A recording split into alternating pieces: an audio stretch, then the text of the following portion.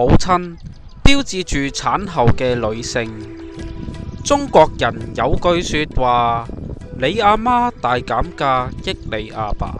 喺呢個物價騰貴嘅時代，你阿媽究竟要減幾多價先算益你阿爸呢？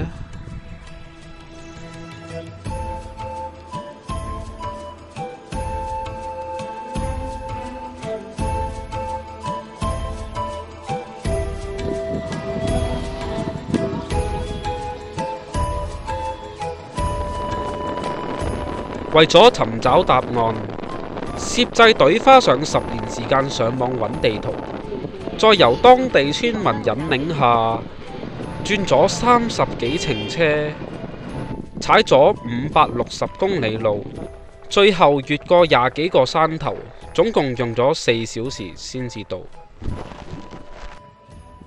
呢度係豬媽阿蓮嘅屋企。阿蓮一直靠住政府每年資助嘅6000蚊嚟養活豬家13口。因為呢度冇乜就業機會，所以村民通常都遊手好閒，更加出現咗食都唔夠食嘅情況，而且有村民以打坐嘅方式嚟解決飢餓嘅感覺。逢星期一至日，阿蓮都會帶小朋友出嚟揾食。因為阿蓮知道，除咗靠自己之外，冇任何嘢係值得佢依靠。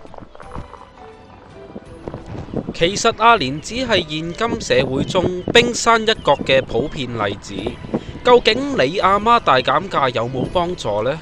返嚟再延續故鄉阿媽辛酸史。